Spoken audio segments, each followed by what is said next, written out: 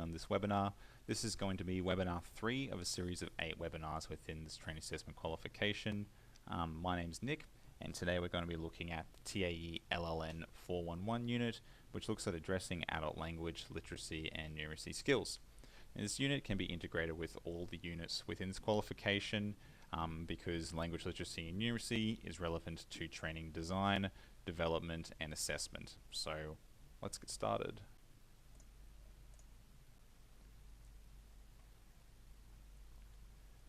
Okay, so here's today's learning objectives for the LLN 401 unit. So what we're going to be looking at today is how to use the ACSF table to determine the minimum training specification.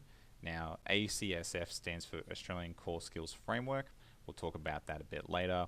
So there's certain tables that we can use to determine the minimum training specification. A training specification is basically how difficult is the qualification or course that you're offering in terms of LLN skills.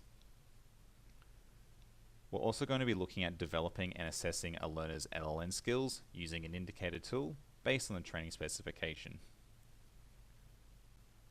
We're also going to look at how we can suggest and apply services for individuals with LLN needs, and we're also going to look at performing reasonable adjustments to assessments.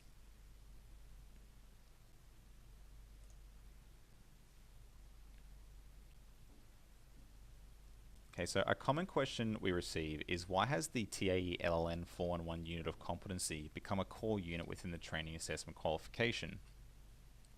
So the Innovation and Business Skills Australia Industry Skills Council, which was the original ISC for the training assessment qualification, they implemented a strategy in conjunction with other stakeholders to improve the LLN skills of all Australians in the workforce. The proposed target was for 2/3 of working Australians to have moderate LLN levels by 2022. To facilitate this workforce strategy, the Innovation and Business Skills Australia ISC identified that trainers and assessors in the vet sector should possess the skills and knowledge to facilitate learners with LLN needs in their studies. Including the new LLN 411 unit into the trainer and assessor course forms part of their strategy. This was one of the more welcome and expected changes to the Cert 4 in training and assessment. Essentially, if all trainers in the vet sector understand how to address LLN needs, then the theory is that this will improve the overall quality of the Australian workforce.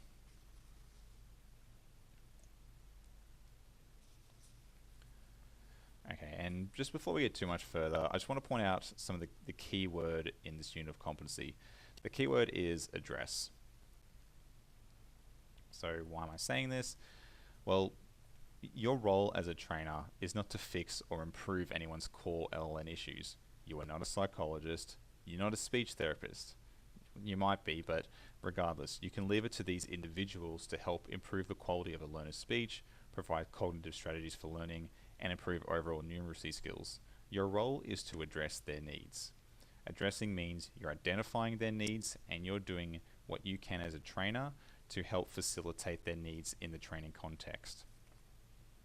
A second key point of addressing LLN is that demographic variables such as intellectual or physical disability, mental health, or educational or ethnic background does not always imply that a learner requires LLN assistance. An individual who identified as experiencing anxiety might be able to meet the reading and writing requirements of the course they enrolled in. This individual might require additional assistance elsewhere. However, this falls outside your scope of responsibility. On the flip side, individuals who do not identify with disability or impairment might still require LLN assistance. As such, it's important to look at LLN needs on a case-by-case basis and make no assumptions regarding the individual. Okay, so now that's clear, let's dive into the content of the TAE LLN 411 unit of competency. In a nutshell, you'll be required to identify, analyze, address, and facilitate and evaluate a learner's LLN needs within a vet context. We'll go over these points throughout the course of the webinar.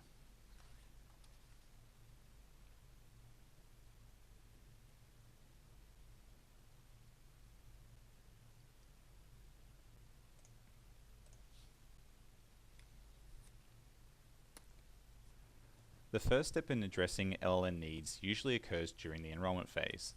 Clause 1.7 in the Standards for RTOs 2015 identifies the following.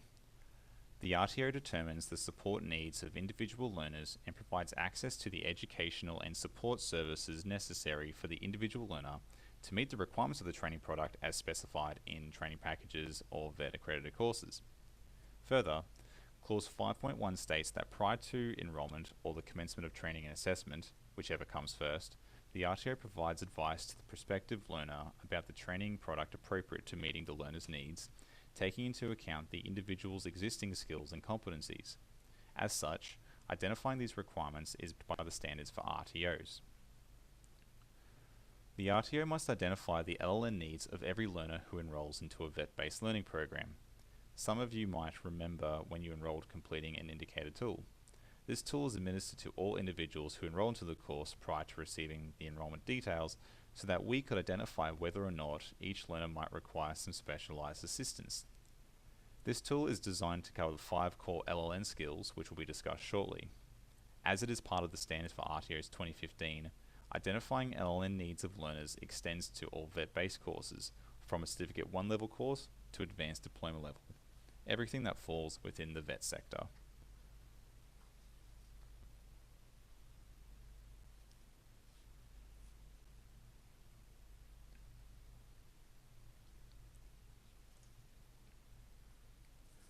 Okay, so now we know why an RTO needs to identify LLN requirements.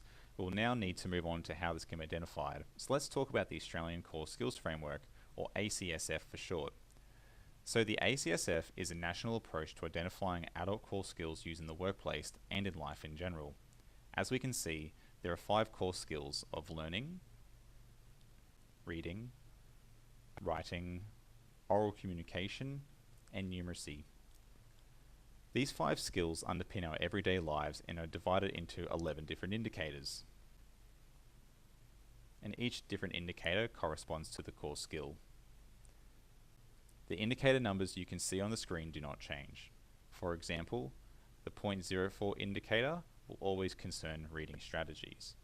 This is just so that we can standardize identifying different LLN core skills, as well as the different numbers that we use to communicate with other professionals.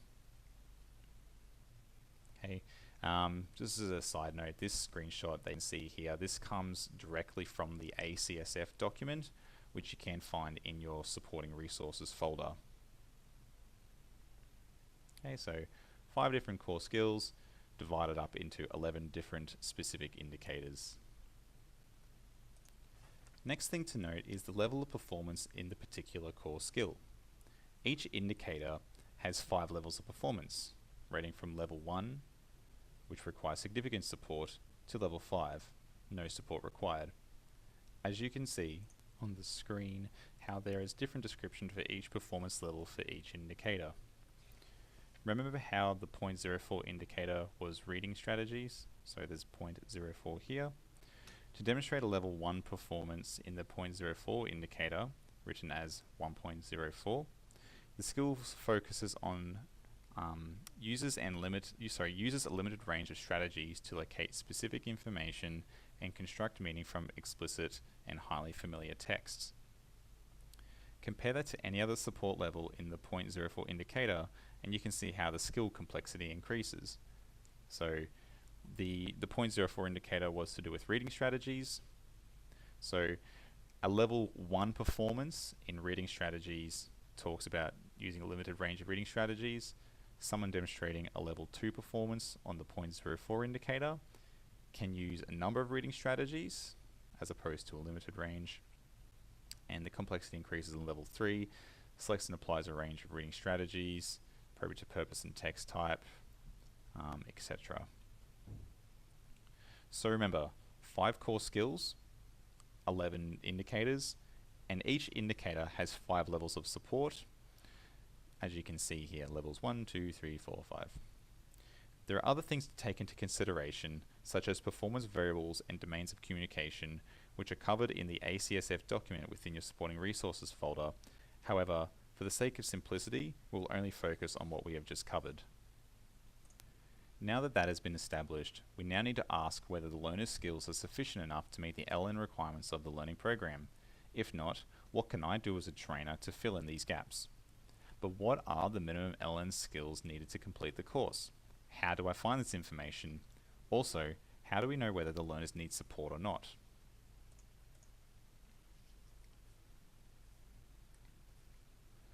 Alright, so we need to identify the minimum LN skills required to complete a course without the learner requiring any support.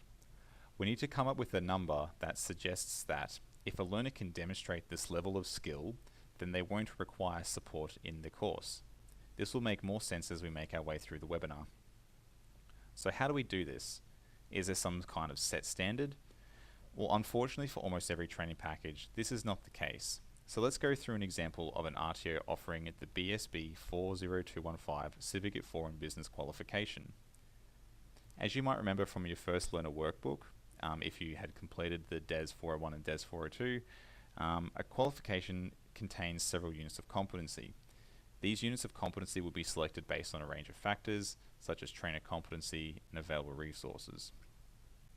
So let's pretend we have selected the units we want to offer in our learning program, and we have a rough idea as to what skills a learner should have to complete this course without support.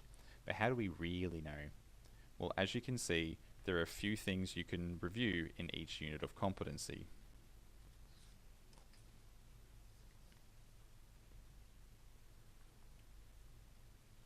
Okay, so one of these things that we can use to identify minimum training specification are called trigger words.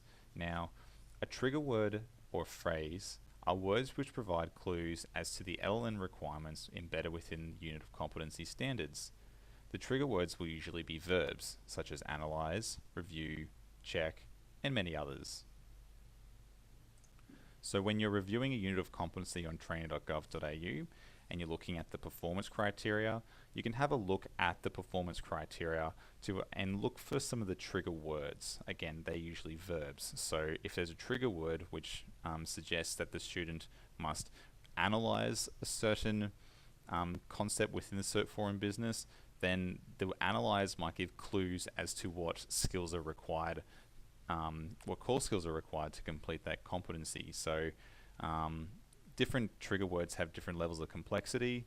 So if you saw that there was a trigger word which was just list, that would not be as complex as list and describe. So listing is just writing it down, listing and describing is a little bit more complicated.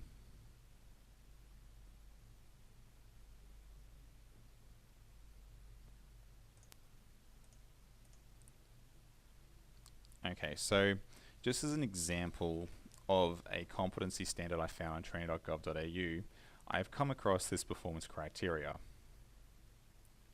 Check documentation for accuracy and correct any errors. So I'll say that again. Check documentation for accuracy and correct any errors. Now this performance criteria appears to reflect on the reading core skills as words such as check for accuracy have been used. As part of the competency standard, the learner must read the document prepared to ensure that they are correct and free from error. This clearly relates to the reading core skill. So the competency standard, check documentation for accuracy and correct any errors, it clearly relates to the reading core skill. So for the purpose of this example, we have here the reading core skill, we have each of the levels of performance, but just for this example, let's focus on the 0.04 indicator. Okay, so again, the 0.04 indicator focused on reading strategies. Okay, so the next question is, what level of performance might be required to perform this competency standard without any support? How would we even know? So given the complexity of the competency standard, so again, which is check documentation for accuracy and correct any errors, you might find that we've rated this as a level 2 performance. So this is where your personal and industry experience can come into effect. So based on my experience, I believe the learner would need a level 2 performance in the 0.04 indicator to be able to check documentation for accuracy and correct any errors. The documentation the learner would be checking would be familiar to the learner and is only really looking to make sure the document makes sense. They're not analyzing it, they're not describing it, they've got all the words in front of them, they're just using reading strategies just to make sure that if they can identify errors and then correct those errors. Hence why I believe this is only rated as a level 2 performance. And I've used this table as my guidance. I'm not just thinking, oh, between 1 and 5, how difficult do I think this is? I've referred to what the actual description of the performance level is.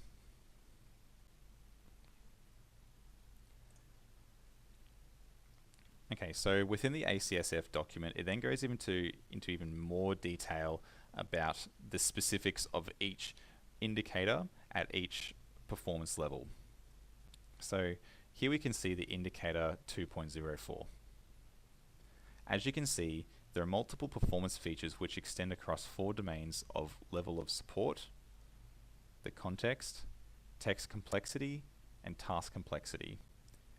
Here you can have a closer look at what skills a learner should exhibit if they are determined to have an LN indicator of 2.04. Now that we've only reviewed one competency standard, what you would be required to do is review the entire unit in order to determine whether a high level of reading was required to complete this unit without support. So you might find that within the unit of competency that there's more complicated reading tasks that require more complicated reading strategies. So therefore you might rate the performance of the unit's reading skills a lot higher than just a 2.04. So what you're seeing right now is an example of the different focus areas and domains of level support, particular to performance level 2 for the 0.04 indicator.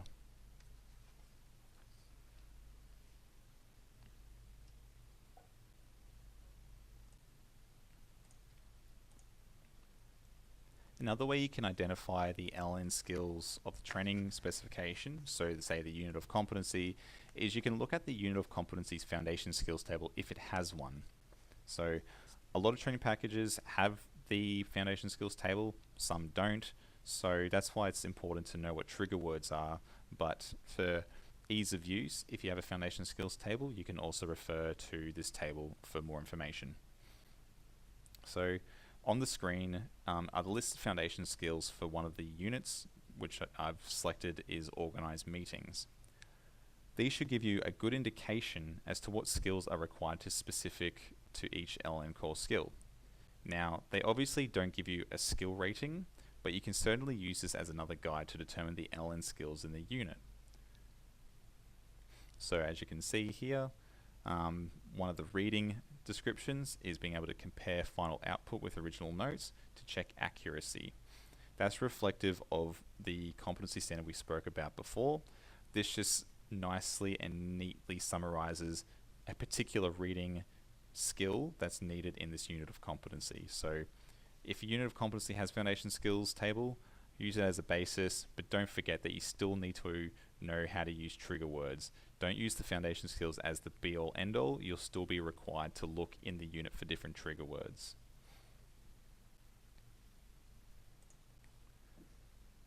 Okay, so this is basically what I'm saying. So you should not only look at the foundation skills, try to still locate trigger words embedded within the competency standards. So again, this is especially important because some training packages, such as the health training package, don't even give you a foundation skills table. Another thing is that you can't assume that because a core skill is not identified in the foundation skills table, that it means that it does need to be demonstrated in the unit. In the organized meetings example, you could see that only 4 of the 5 core skills are identified. So there's only reading, writing, oral communication, and numeracy. There's no learning core skill identified in this table. So even though that the core skill of learning is not identified, it still might be required when you're organizing meetings. Personally, I think one of the learning indicators is embedded within a unit based on looking for the trigger words and personal experience in the unit. If after you've reviewed the unit as a whole and all the competency standards, if you do not believe an indicator needs to be demonstrated in the unit, you're welcome to not give it a performance level. There's going to be units of competency which don't have specific numeracy requirements, such as the course you're completing has very, very minimal or no numeracy requirements, but that might not be the case in other qualifications. Also, the performance levels you allocate to each indicator can be highly subjective. This is where your professional knowledge and personal experience comes into play. Reflect on the performance required for each indicator in the ACSF as well when making your judgment. So using the reference tool can definitely help, but a lot of it can come down to your personal experience and your industry experience as well.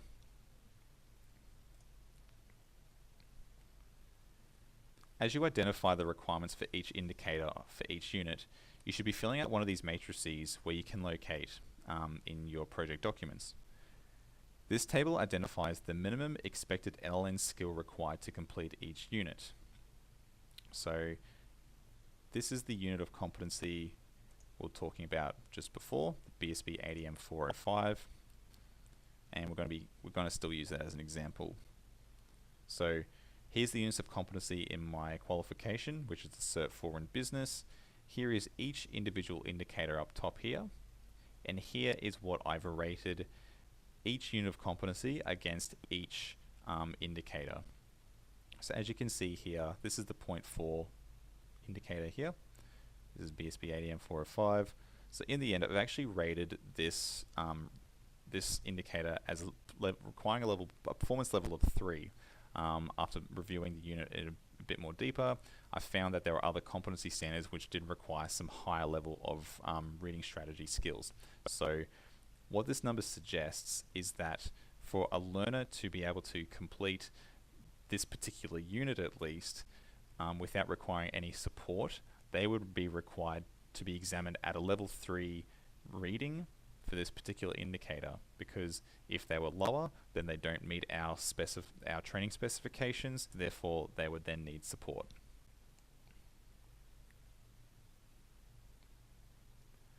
Okay, you can also see that I rated the 0.01 indicator for this unit as a 2. This is despite the foundation skills not even identifying learning as a foundation skill in the table. Okay, and for the 0.02 indicator and the 0.11 indicator, I've left them as blank because in my professional experience, in my personal opinion, these indicators weren't even identified within this particular unit of competency. Now, again, these ratings can be fairly subjective. If you feel that there are components within a unit which do cover those indicators, then you're more than welcome to provide a rating. So remember that this is based on personal and professional opinion, as there is no set standard for all nationally recognized training requirements. Your ratings might be different from mine, and if they're reasonable, then that's okay. So when we're talking about reasonable, if you've got a fairly low AQF level unit and you're rating 5s everywhere, then that's not reasonable. If you're not rating anything at all, that's not reasonable. If there's a bit of discrepancy between the complexity of the unit as a whole versus the ratings you're providing, then that wouldn't be reasonable. So my suggestion would be, if you're completing one of these tables, is to not overthink it. Just look at the reference materials and provide your rating. Consider the AQF level of the qualification you're selecting as well. So high AQF level qualifications would require higher core skills versus lower AQF level qualifications would require lower AQF skills.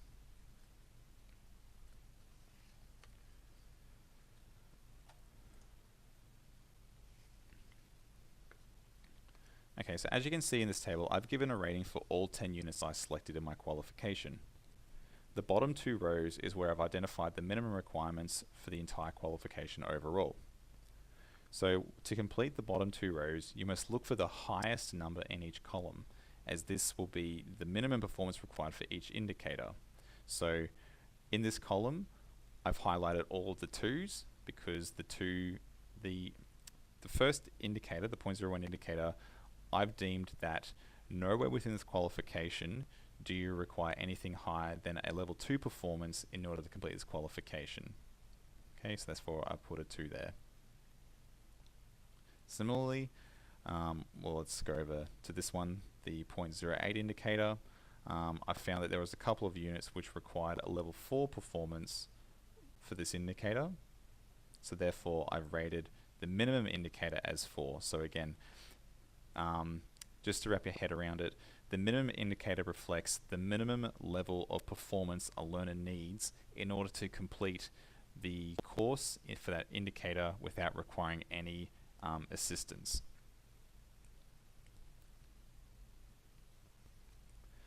Once you've identified the minimum indicator for each individual indicator, you could then provide a minimum per course skill. So again, you're looking at the highest number again. So in this example, for the 0.01 indicator, level 2 performance was the highest, but for the 0.02 indicator, level 3 was the highest. So therefore, I've rated this as level 3.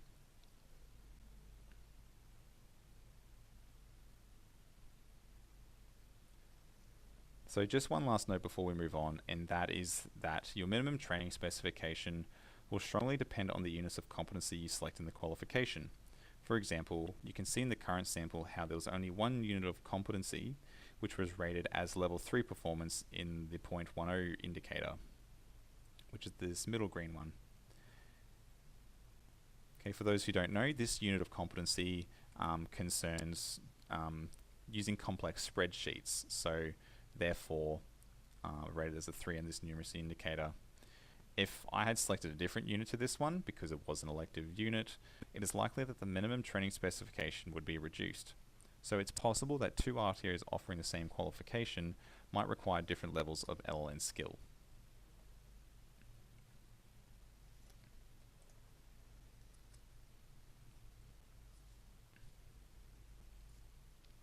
So now that we know our minimum training specification, we should now develop a tool which can assess learners at that minimum level. This way, if a learner is unable to complete the assessment, we will then know that they do not personally have the minimum required LN skills to complete the course without appropriate support. A common tool RTOs use is an indicator tool. This tool will have different activities aimed at examining your core LN skills. You would have completed one when you enrolled into this course. Another way of identifying and analysing LN skills of a learner is conducting an interview, which can be used in a lot of face-to-face delivery courses. General questions are asked about the learner, and their responses can help paint a picture of their core LN skills.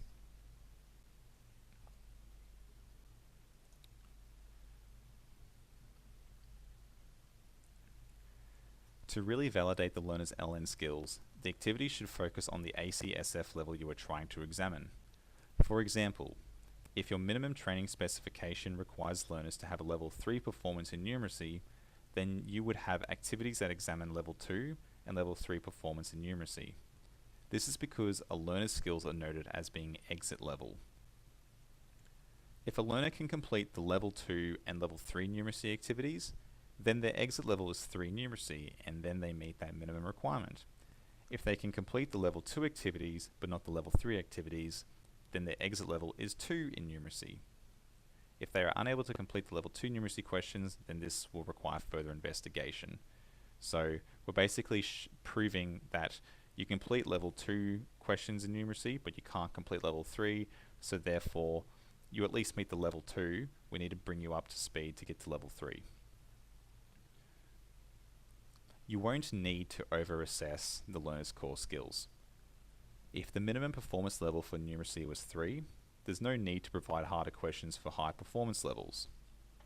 So if you were completing indicator tools, say for this course, we wouldn't expect, you shouldn't expect to be completing calculus questions or anything like that, because the numeracy requirements for this course aren't that high.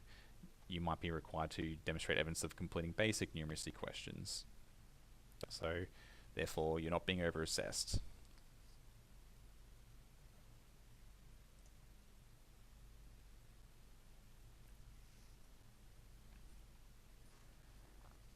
So once the learner's LN skills has been assessed and analysed, we will now need to compare it with the minimum training specification.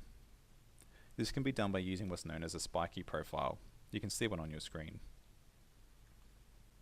The coloured bars are the minimum training specification based on the matrix previously developed. Okay, so as you can see here, learning is at 2, reading, writing, oral communication are at 4, and numeracy is at a 3. Those numbers were based on these numbers here. Oh, that's actually not right. That should be a, that should be a 3. But for the purpose of this exercise, let's just pretend that the training specification was identified as a 2, because I can't change it right now. So let's just pretend that for the qualification we're looking at, the learning skill was identified as requiring level 2 performance, reading, writing, oral communications level 4, and numeracy is level 3. The black line that goes up and down like that, that was the result from the learner's LN assessments, which would have been included in the LN indicator tool and an interview. So the black line tells us what core skill performance an individual learner has. So these color bars is going to be consistent for everyone completing this qualification. It's just this black bar that's going to differ, because the black line, that's the individual's performance. Okay, so what this means is that a learner was able to demonstrate level 3 performance in learning, level 2 performance in reading, level 3 performance in writing, level 4 performance in oral communication, and a level 3 performance in numeracy. So now we can see that this learner was able to demonstrate evidence of meeting the oral communication and numeracy skills. So the training specification says that a learner completing this qualification would require a level 4 performance in oral communication skills in order to complete this course without requiring any support. This learner has completed it at level 4, so therefore they do not require support. And this is the same with numeracy. So rated as the training specification was level 3, and the learner achieved level 3 numeracy. Okay, and in this situation, they've exceeded the requirements for learning. But let's take a look at reading and writing, which are the pink and blue columns. The learner's LN skills were rated lower than the minimum training specifications for the Certificate 4 and Business. So we need learners to be at level 4 reading and writing. However, this learner was only rated as level 2 for reading and level 3 for writing.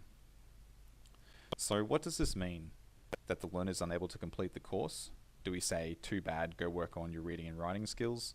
Well, no, that would be unethical and non-compliant with the standards. Remember, as per clause 1.7, not only do we need to determine the skills of the learner, we need to provide them with support so that they can fulfill the requirements of the learning program. The spiky profile helps clearly identify where the learner's gaps are, and in this case, it's reading and writing. As a trainer, we need to bridge the gap. The learner's been assessed as level 2. As a trainer, we need to provide learning and support strategies to push their skills up to level 4, so that way they can complete the qualification.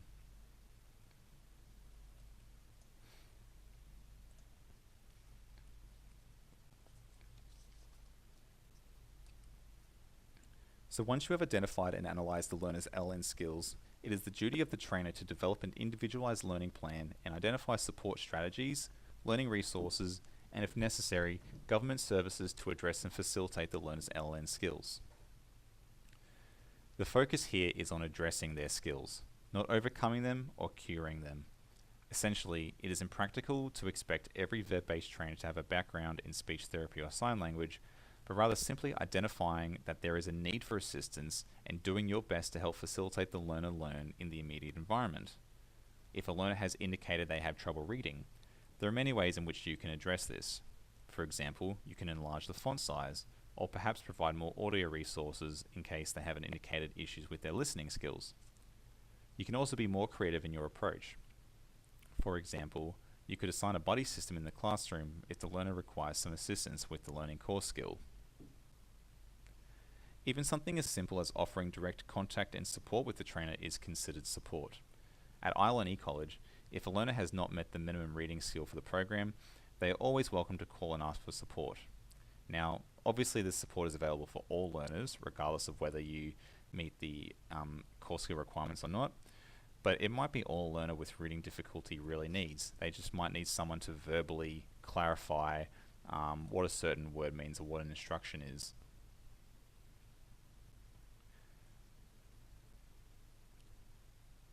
You can also address a learner's LN skills by using learning resources.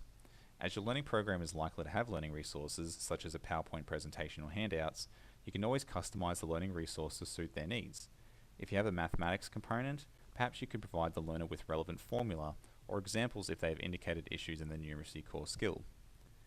As mentioned before, you can enlarge text documents, provide more practical examples than usual, or even substitute written material for a video.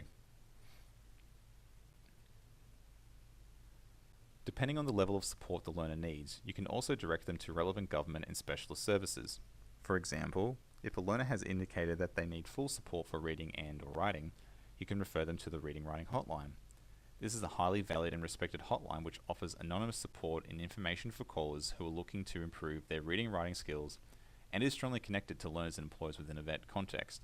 So I'm sure you've all seen or heard the ads, 1300 6555. Yeah, that's a genuine support for addressing LN skills in training. It can also be used for employees helping out their employers, but it is a genuine and amazing resource that you can use when it comes to reading and writing. Another example is the Australian Council for Adult Literacy, which specialises in literacy and numeracy education for adult learners. These websites, hotlines, and support services provide an impressive amount of detail for the learners and is aimed at enhancing the learner's confidence and ability to perform well in the 5 core skills. The trainer can also implement different learning activities when addressing the learner's LN levels. If the learner has been identified as requiring full support or communication, perhaps they just might watch a role play instead of participate in one.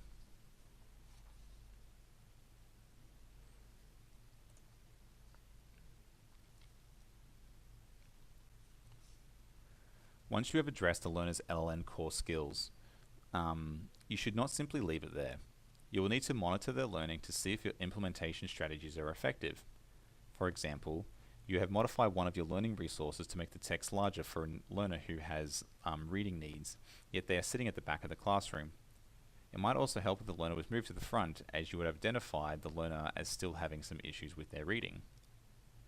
You can determine whether your approaches are effective by monitoring their behaviors and results as well.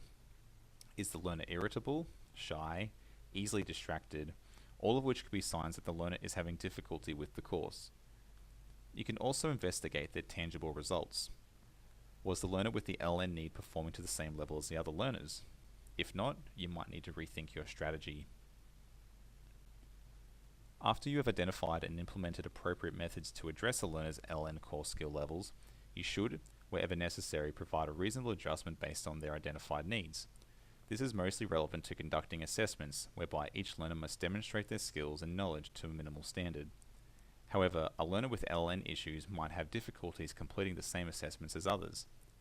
An example of this might be if a learner requires full support in writing, but requires no support in oral communication.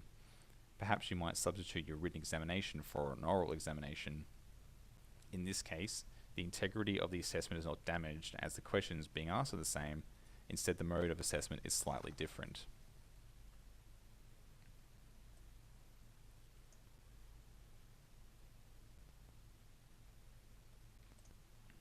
Okay, so that's the major chunk of this unit of competency. So let's just quickly move on to your project. So there's just the one project, and the question is, well, what's involved with the project?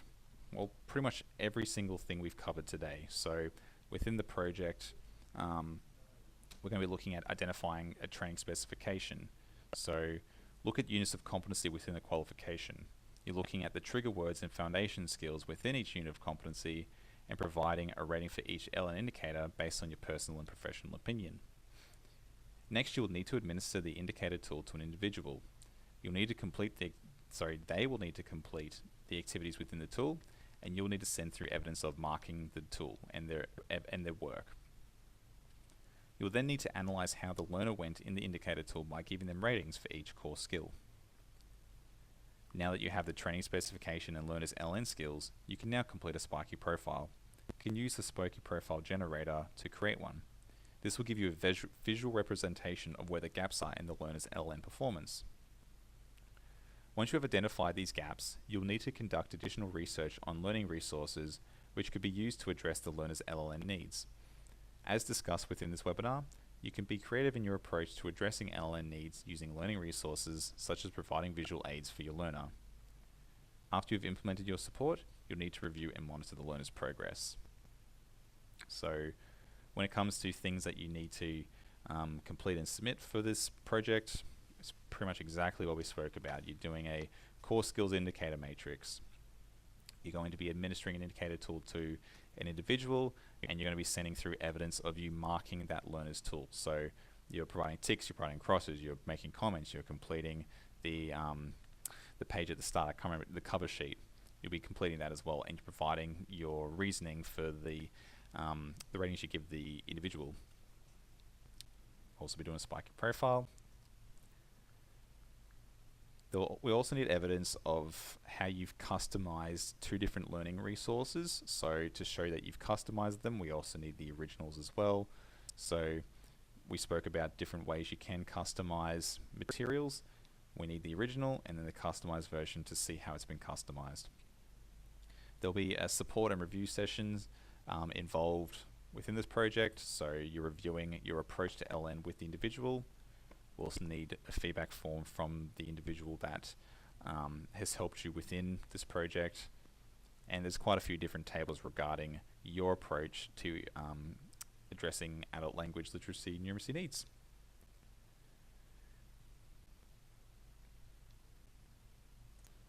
Just one final note about your project is instead of requiring access to a participant, the terminology we're going to be using in this project is a real vocational learner. Now, just to really clarify what a real vocational learner is, I'll read this from the project. So essentially, this is a real person who has the capacity to engage in vocational education. It doesn't mean that they are currently enrolled into a VET course. So the package developers of this unit of competency, they provided some examples of what real vocational learners are, such as a candidate demonstrates skills in the TAE LN 411 with one student currently undertaking a course in building construction at an RTO. So that's just an example. Doesn't mean that we can only accept real vocational learners from the construction industry. It's just basically someone who is undertaking a course. But also, an example of a real vocational learner is that it's a candidate demonstrating skills in the TALN 411 unit in a simulated environment, training 2 real staff members from a local restaurant in OH&S standards. So this is basically saying that while the learners do actually work in the industry, they do not need to be engaged in their actual workplace. So therefore, any training undertaken for this course will be relevant to any person you engage as a real vocational learner. In other words, this qualification is relevant to so many occupations that you can engage almost anybody as your learner. Just ensure that they are of sound body and mind in the context of the course requirements, so they have the potential to undertake this course in the future, are old enough to be considered as a VET learner, and are willing to explore how different tasks might be relevant to their current or future job roles. So it's more of a technical term that we have to use. However, more or less, it's someone who meets those requirements that we've just explained, and you can all see that in writing within your project materials. So thanks everyone for watching this webinar. Hope everyone got a lot out of it and hope it really helps you complete that LLN unit. You got any questions, just call 1300 737 006, or you can email your trainer, or you can email trainer@ielect.edu.au. So my name's Nick, and thank you everyone for listening.